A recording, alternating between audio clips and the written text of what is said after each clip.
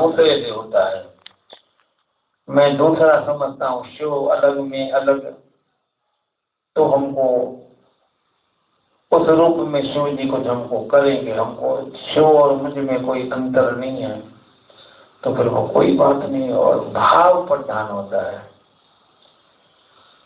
बच्चे जो कुछ भी हमारे प्रति करते हैं,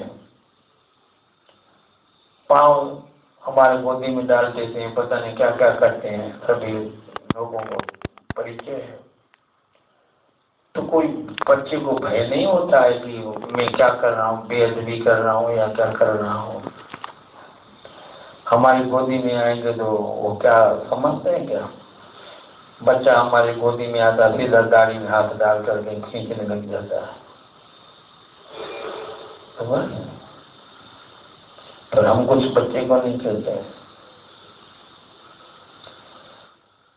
तो जब हमें ऐसी स्थिति आ जाती है तो फिर हमारा काल का भय भी नहीं रहता है। शेर से हम नहीं डरे, कोई बड़ी बात नहीं है, किंतु काल की भयता से भी तब ज्ञानी बच सकता है। तो अब आइए, हमारी अपेक्षा है तो हम इसलिए भयभीत रहते हैं।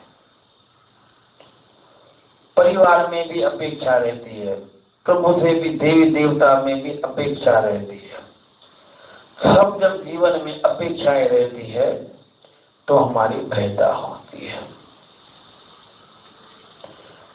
और वो जो अपेक्षा वाला प्राणी है वो परिपूर्ण आनंद को प्राप्त नहीं करता। इसलिए ज्ञान की जो और अंतिम अवस्था होती है वो उसी रूप में होती है। ये भी ध्यान रखना है कि ऐसे नहीं मेरी कथा को आप सुन करके आप शिव जी की तरफ पांव रखना शुरू कर दें, कोई इधर उधर अनर्थ नहीं करना। वो ऐसी स्थिति हो जाए तो उनको मालूम नहीं पड़ेगा कि कोई लिंग है या कोई जुदा है, नहीं तो फिर वो उल्टी बात आ जाएगी। एक ऐसे ढोंगी बहुत होते हैं ना, संत भी ढोंगी होते हैं, आप जिज्ञासु भी ढोंगी। ढोंगी का मतलब है संत अपना ढोंग करता है, आप अपना हिसाब किताब करेंगे। तो जो आता था वो वैसे वो लोगों को दिखाने के लिए, लोगों को पागल करना बहुत सीधी चुप्टी का काम होता है, सरल बात है। तो कादा संत को कोई शरीर का भान नहीं रहता, कोई नहीं पता पड़ता है।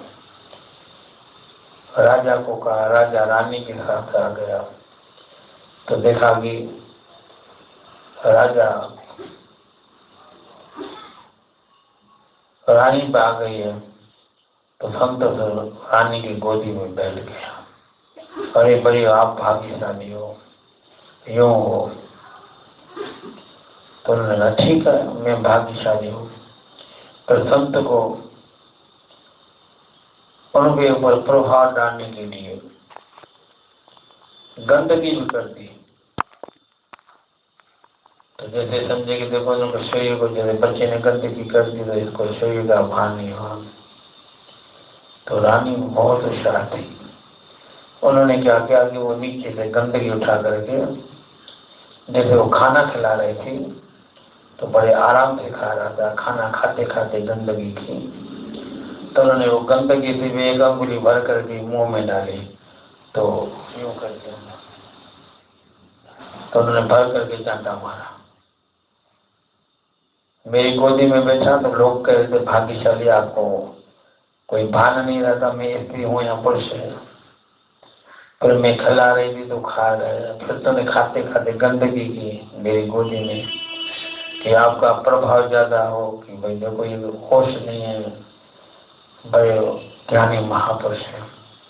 अब ये तुम्हारे होश में नहीं है कि एक स्त्री की गोदी में बैठ जाना फिर उसमें गंदगी करना। अब ये तुमको होश कहाँ आया? तो मैंने कैसे अंगुली भरी, कैसे मैं आपको मुंह में दे रही हूँ, इतना तुमको होश है, बाकी गंदगी की वो होश नहीं है। स्त्री की गोदी में बैठना ये होश नहीं है, बाकी गंदगी खिला रहे तो इतना तेरे को होश आ गया। तो बस आज के हिसाब में जो नहीं मानने वाले होते हैं ना, वो ऐसे होते हैं कि हमको कोई शिव की चिंता नहीं है और सब चिंता है और सब होश है। भाई शिव के ऊपर पाँव रखना या शिव की होगी, पाँव नहीं, कोई भी बातें बहुत सी आजकल ये सब धार्मिकों की बातें हैं। अधार्मिक तो मानते ही नहीं, उनकी कोई समस्या ही नहीं है। ये समस्या अपनी है। कोई अधार्मिक कोई की निंदा नहीं करता है। ज्यादा जो निंदा है एक दूसरे की, वो धार्मिक ही करते हैं। झगड़े धार्मिकों के होते हैं। नास्तिक वास्तिक अधार्मिक कुछ नहीं करते। मंदिरों को जलाना, मंदिर को तोड़ना, यूं करना, एक दूसरे के ऊपर करना, तो ये कौन धार्मिक अधार्मिक हो? कोई राधा स्वामी, कोई धनकारी, अपना क्या लेना देना? क्या किसी की निंदा करना, क्या किसी का हम नहीं आते हैं, नहीं जाते हैं? तो ये झगड़े किसके होते हैं? रोकना पोकना किसका होता है? वो सेव ही नहीं जाते किसी को, मतलब आओ मेरे साथ पियो तो पियो, नहीं पियो तो फाड़ में पड़ो। हम एक दूसरे को खींचते हैं, एक दूसरे को रोकते हैं। ये सब किसके? धार्मिकों के चक्कर चल रहे हैं। संतों को, महात्माओं को धार्मिकों ने दुख दिया, फकीरों को किसने दुख दिया? ये मौलवियों ने, जानकारों ने दुख दिया। ये धार्मिकों के झगड़े होते हैं।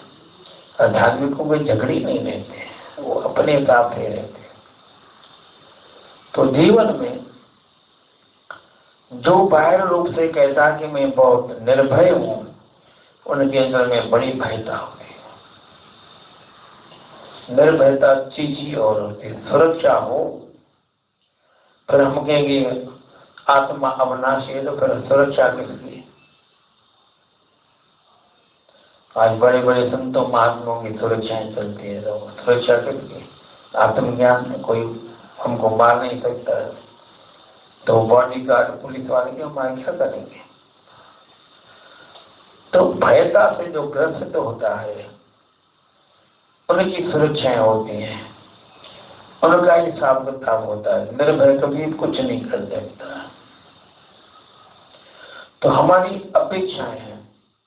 बस आज इतना ही। अब इस भजन को 2-3 दिन बताएंगे, आप प्रेम से सुनना। ओम पूर्णमदः पूर्णमिदं पूर्णात् पूर्णमुदच्यते पूर्णस्य पूर्णमादाय पूर्णमेवावशिष्यते। ओम शांति शांति शांति। हरि ओम।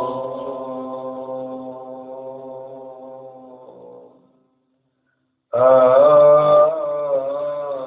ओम।